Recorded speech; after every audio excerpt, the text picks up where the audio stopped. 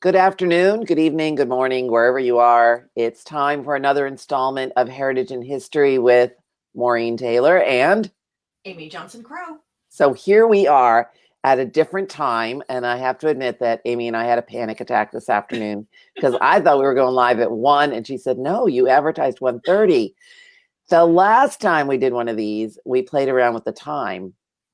And I think we did it much later. So we decided to just tweak it just a little bit and see what happens. So please let us know if you like this time, this 1:30 time, so we can put it in our calendars for next month.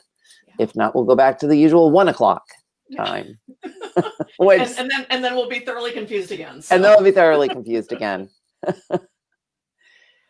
So we've been trying to think about what we should talk about. The big event in both of our lives, of course, is Roots Tech. Tech. Yeah. We say that with awe. I mean, I'm really, really looking forward to it. I mean, it's a lot of work going into it. Oh my God. Oh my gosh. Yeah, it's it's a whole month. It is, at least. It's a whole month. But it's, I was looking at the calendar and it's like, 3 weeks we'll be there. Yes, we will be side-by-side booths. Yes, we do. We have side-by-side booths. That's right. I'm in 1420. You're in what? 1320. I'm trying to read this map. 21, I think. Yeah. Right. We're right next door to each other. So we're getting some feedback on the time. So far, we've got 2 people for the I don't mind either time, and Deborah from London prefers the 1 o'clock time. Yeah. So I'm not sure. Be a surprise next month when we decide what to do. Next week, my personal podcast is all about getting ready for Roots Tech and how you can connect with me. But just to give you a peek behind the scenes of what Amy and I are dealing with, Roots Tech really does kick off the spring conference season. Yeah. So this is the time as a business person when you refresh all of your things, business cards, rack cards, pop-up banners, whatever you might need to put in that booth. And then Roots Tech asks you to contribute little things for their goodie bags and do their... I need to tell them that. Their Saturday, family day handouts. Yeah. So there's and then of course we're both lecturing. Right. And new lectures. And at Roots Tech, lectures are a 16:9 format, so they're much bigger. The slides are much larger, so you have to redo everything. So, right? Yeah, you do. I mean, I almost got burned on that a couple of years ago. Well, fortunately, this year, all of the rooms are doing a 16:9 format, but there have been previous years where some rooms were one format and other rooms were widescreen. And that's right. And my computer at the time, it wasn't so wide. So my default was like the 4:3. Right. And yeah, I didn't find out until like the week before that, oh yeah, you're in a room that is 16:9. So I'm like furiously trying to reformat. Day before. This. Yeah. Day before. Day before. Wow. And I create most of my slides in a graphic design program. Oh. So they're not transferable. So you're not putting the elements in a PowerPoint slide and ouch. Yeah, ouch. So it all had to be reconfigured. But fortunately, we don't have that problem this year. Yay. No, we don't. Yeah. Deborah wants to know if any of our lectures are in the streaming program. I do not believe I'm in. Yes, yours? I am.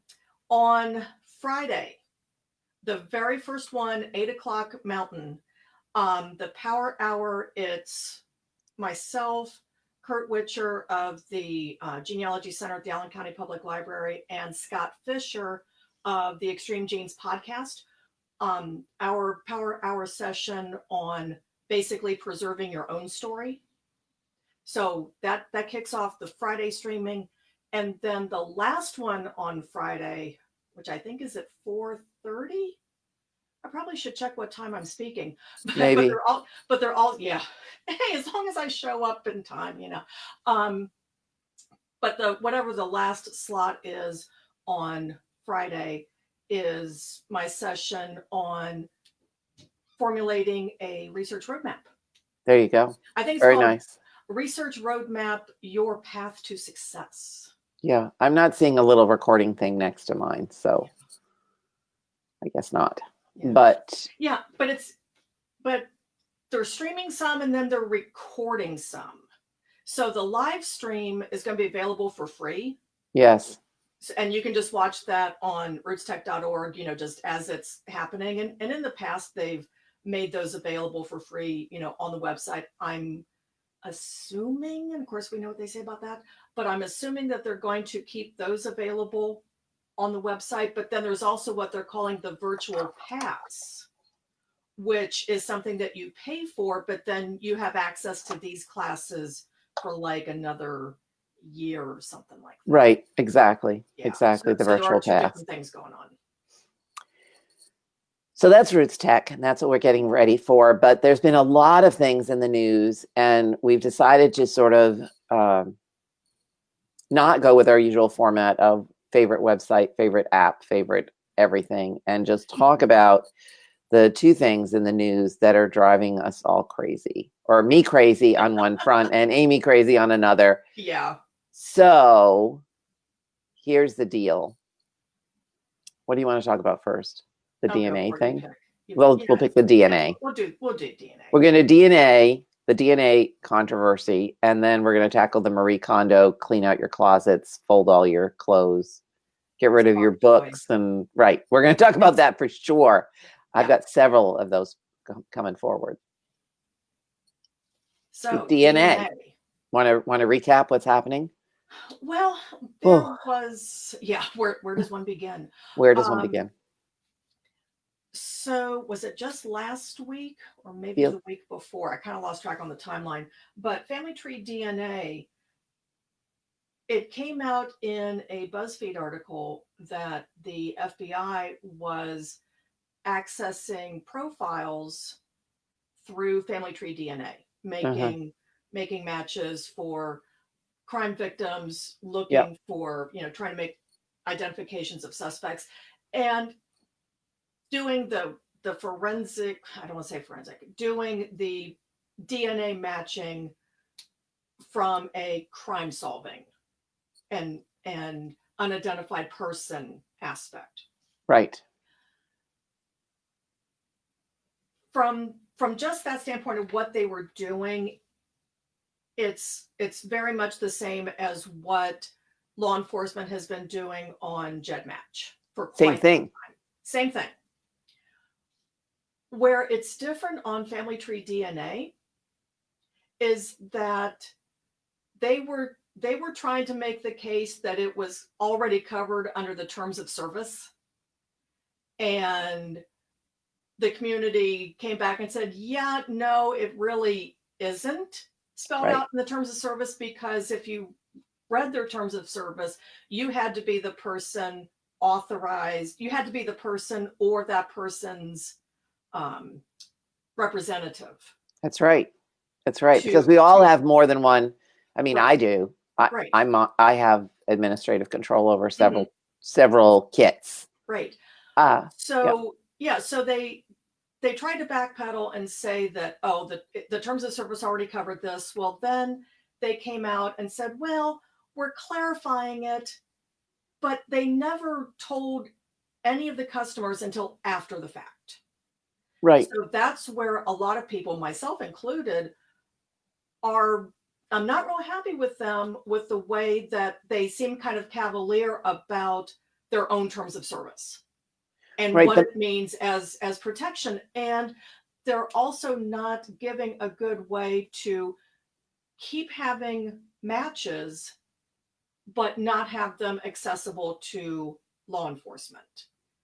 And I know that Judy Russell has, just in the last couple of days, has had a really good blog post about this whole situation, and how basically, if you don't want to be part of a de facto law enforcement database, then you, as it stands right now, you can't have a kit at Family Tree DNA because there's no way to opt out. Mm-hmm. So So what do That's you kind all of good think about information. that? I mean, at one point, I think Amy and I were talking about DNA kits, and there were people who had, dozens of kits Oh yeah. at various companies. We'd love to hear from you as to what you think about this, the ethics of DNA right now. We all knew this was coming, Hmm. but to have it right here in front of us right now, uh, in sort of an unexpected way, it does. All those matches do give us an amazing way of contacting people and solving some of our brick walls. But if you have a comment about the DNA, or if you're not aware of it, just let us know what you think about it. This is really your program. We talk about things that we think are of interest to our listeners.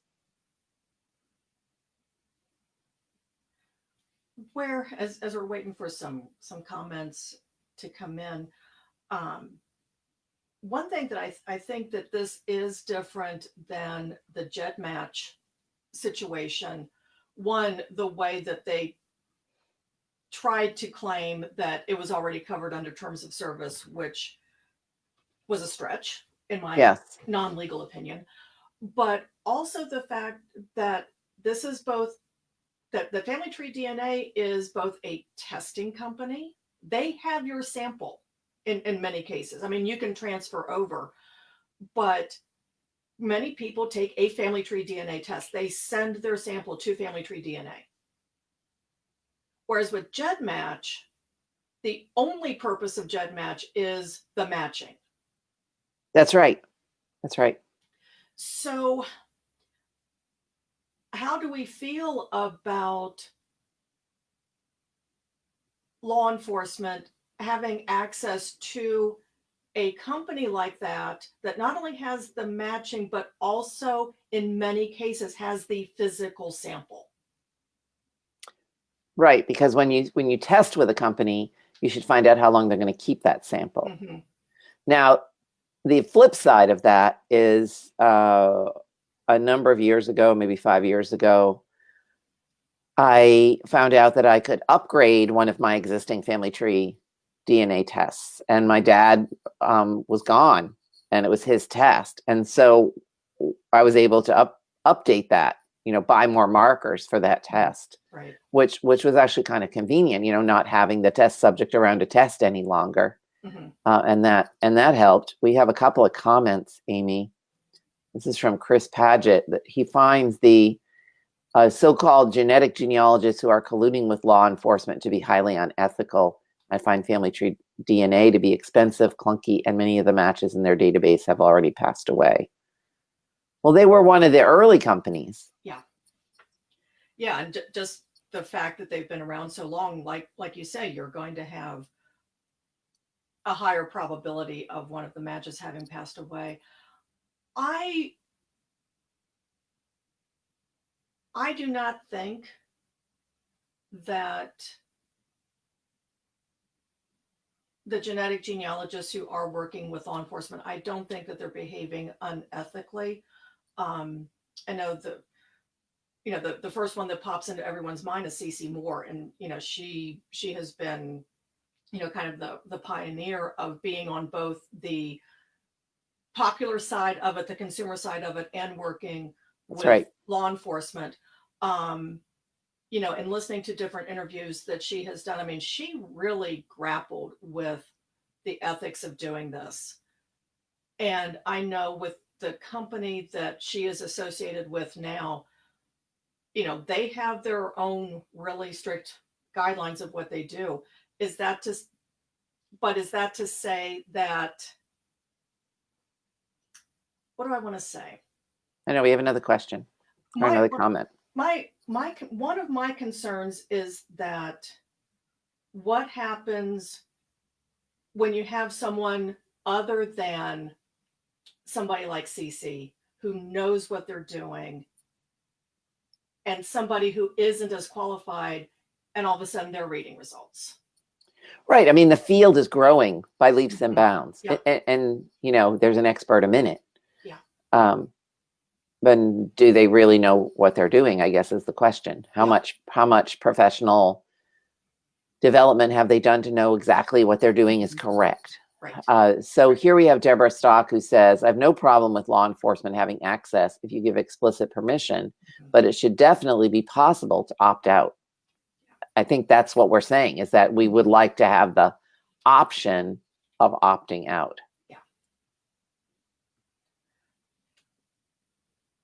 Yeah, and that's been my contention with this whole family tree DNA thing, is that, and in a follow-up article, the founder, help me with his name. Bennett Greenspan.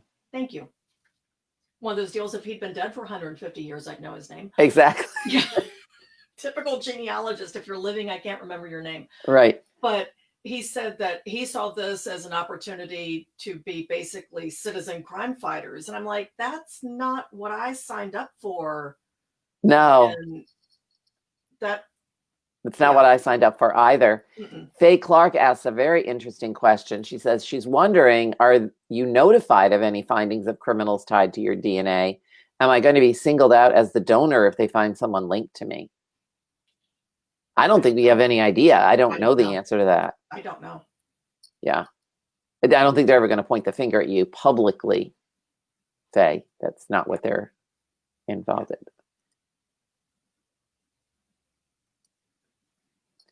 Kathy Shelton says, her understanding is that law enforcement can only access the matches just as I can. They submit a sample and then have access to the match just as I do. To get the actual DNA data, they need a subpoena. And that is true. That's my understanding as well. But with the terms of service, the way that they were written, you were supposed to either be the person or be the authorized representative of the person. That's right.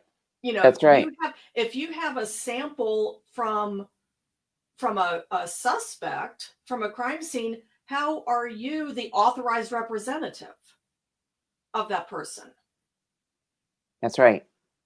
That's right. How is that possible? Yeah. So Sandra Meacham Floberg says they are the ones with the Y and the mtDNA, but I'm very disappointed in Family Tree DNA for their non-transparency. And her problem is, where will it stop? And I think that's what we're all asking. Yeah. I mean, the databases are getting large enough now that you really don't know where they're going to stop. And it's a concern for all of us, whether we use it or not. Mark Rachels has an interesting comment. He says they already have his DNA from the military. I guess they swab all the recruits now. Yeah. So that's our thoughts on DNA. Yeah. Let's talk about the other sort of hot button issue the last couple of weeks, which is near and dear to my heart, which is the Marie Kondo Sparking the Joy show on Netflix, which I have to admit I watched some of, and I immediately reorganized all the drawers in my bureau. That's why I haven't watched it yet, because I don't have time to reorganize right now. I did a little bit every day, Amy. I was obsessed. If you saw the rest of The Office, you would know that I really need to be like binge watching that series. But yeah. Well, of course, you know, as genealogists and readers, we're all heavy readers here in this little population of ours. You know, the thing is that what really triggered it for me, of course, is she sits down on the floor in one of the episodes, and this is as far as I got. I screamed at the TV and shut it off. She sat down on the floor with one of the people in the show, their box of snapshots. Oh, no. And she picks them up and she goes, yes. And she puts that in the pile. And then she goes, no. No. And she's getting rid of all of those things. And I mean, there's a proper way to weed your collection. Definitely. And I'm working on something that if I ever get time after I finish my Roots Tech lecture, I'll get to work on. But it's basically how to clean out your pictures and how to clean out your photo collections without tossing the really important things or things that somebody else might want. And, you know, I did an event at the Villages last week, and I heard from a number of people because I talked about sort of basic identification, preserving, and sharing images. Mhm. And a number of people came up to me and said that they had inherited boxes or were, when their parents were ill, they were cleaning out things and there were boxes of unidentified things and they kept all the ones they knew and they tossed everything else. Oh, Right. It made me go, ugh, like it sends a chill right up my yeah. spine. So I'm hoping that this new project I'm working on that comes out of that Shredding the Joy lecture Mhm. that I've done, which is still available to watch on the virtual genealogy group website, Mhm. will help people make more informed decisions about what to toss and what to keep. But the other one that went crazy online with memes everywhere was The 30 books. the 30 books. I mean, Yeah. look at the shelves behind me. And those are the ones behind me. Those aren't the ones on to the left of me. Those aren't the ones in the guest room. Those aren't the ones downstairs in my little TV watching place. Right. I mean, 30? Yeah, that's like 30 per shelf, right? Yeah, exactly. Yeah, Or as the the meme said, nightstand. does that mean the ones on the nightstand On the only? nightstand, Right. yeah. Does that mean 30 on my Kindle? Does that mean 30 on my Kindle? Yeah, I have way more than that on my Oh Kindle. yeah, me too. Oh yeah, But you it's know an ugly what? thing. But those books for us, they spark joy. They do, each and every one of them. And I've cleaned those bookcases behind me look absolutely full. And yet I've cleaned them out twice this year already and posted up on Facebook which ones I didn't want, and they found a home. Mm-hmm. People wanted them. So Yeah. Sandra Meacham's gotten back to us. She says, my books, photos, and genealogy are off limits. Yeah. Right. My closets, that's another matter. Right. Yeah. Yeah. The closets, the just basic office organization. Yeah, that's definitely part of it. Um, but I think it is important, and you kind of alluded to this, Maureen, that we need to recognize the fact that we cannot save everything. You just No, can't. we can't. And one of the things that I learned when I was in library school and working in archives, archives do not keep everything. No, they don't. And you can't keep everything, because if you keep everything, one, how do you find anything? And two, how do you know what's important if you have kept all of the flotsam and the jetsam? How do you know? Right. Right. So, Right. but like Right. you said, you have to be smart about how you're weeding. Yes, you do. So we have some other comments. We have Deborah who said maybe 30 novels, but reference books, you can never have too many. That's right. Exactly. That's what my entire library is. It's taken me 20 years to build this library. Yeah. It's hard for me to part with some of these things. It took me so long to find them. I will say that the first copy of something brings me joy. The second copy that I buy by mistake, not so much. I know. I I have don't some of have those. quite so much joy on that. I do have some of those.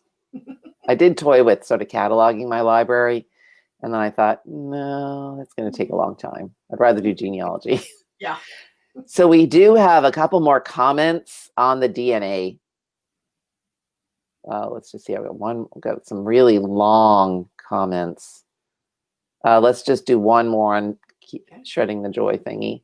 Melanie says that she's absorbed a box or Like bunches, absorbed. right, of heirloom things. I'll be spending the next year trying to put them away and think of who may want them. A family photo collector. That's right, Melanie. Yep.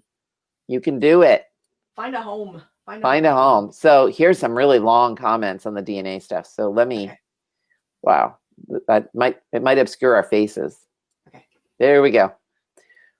Chris Paget says that within 2 or 3 years, 90% of Americans of European descent will be identifiable from their DNA, researchers found. And that's from the New York Times Science section, October 11th, 2018. The genie is out of the bottle. There is no end in sight. That's true, but you know what? Can they please find my brick wall ancestor? Right? Yes, please. Please. I've been working really, really hard on that recently. You've been good. You deserve that, Maureen. You deserve a break in your brick wall. I do. The Taylors deserve to be solved. And no, I'm not a Kentucky Taylor. They have a million descendants. What about my little New England Taylor? Not so much. There we go. This is a big one. Yeah. DNA at a crime scene belongs to, this is from Ann Clayton, belongs to either the victim or the person who deposited the DNA. The government, federal, state, or local would be the entity that had possession of the DNA collected, and the authorized representative as the government entity, and the sites would be a tool, just as a laboratory is a tool. The family research, either ancestor or descendants identification is difficult. Once a potential target would be identified, anything discarded as trash and would be collected as evidence. Otherwise, the other avenue is with a warrant to collect the evidence. Either way, the DNA evidence can then be analyzed and compared. It will match or it won't. Oh, God. Here we go. You ready? I'm ready. No, that's a double. It duplicated. Be Live is acting up. Or Facebook gets weird sometimes. Oops, people are late. And we started late. And Kate Keller says, if they find my brick wall ancestor, she hopes they find hers too. Yeah. We're all connected. I'd like to know how. Yeah, exactly. I'd like to find it. I think that wraps up all of the comments. And we had a lot of comments today. We did. So join us next month. We haven't set the time yet, but we're usually the first Thursday of the month, which would be March 7th. That does sound about right. So March 7th, we'll be back. Send us your questions. Oh, and look at this. Look at June. June joined us, commented late. Look at this. DNA sorted out her Isaac Stern's father. Thomas, not William. Oh, June, bring that genealogy luck to my side of the screen. I just need to learn more about the DNA and how it works. That's all. Yeah. Well, but speaking of learning about DNA and how it works, at Roots Tech, our booths are going to be easy to find because they're right across the aisleway from the DNA section. You think it'll come into my brain? Yeah, maybe just by osmosis, it'll just kind of. Well, it'll be easy to sort of not leave your booth, but also learn more about DNA. Yeah. Because maybe they'll do classes. Maybe. So yes, we're right across from the DNA area. Yeah, so it should be easy to find both of us. And I don't know about you, Maureen, but I'm planning on doing some Facebook Lives while we're at Roots Tech. Well, Amy, that would be the first Thursday of the month. No, it wouldn't. No, it wouldn't. Because it's no, never mind. That would be the last, the 28th. Well, I can in my mind think it's the first. We could do one. We could do a heritage and history. Or, just, hey, it could just be a bonus. It could be a bonus. All the things that we're seeing. Yeah. Oh, Jenna Mills, always the marketer. You two working on your smile, eye contact, and elevator speeches? Yes, we are. Hi, Jenna. Good to see you. Hi, Jenna. We'll see you shortly. Come by and see us. All right, that's it for 13, right, exactly. 21. It's so tiny. I know. And they don't have our names on the booth. The numbers are tiny. The booth isn't tiny. The booth is a good size. Yeah, the booth is a good size. All right. Shall we say thank you for joining us for another installment of Heritage and History? Next time we'll be back. And I'm sure once we're back from Roots Tech, we will have new websites, new apps, and new books to talk about. In the meantime, send us your ideas. All right. Thank you. Bye, everyone.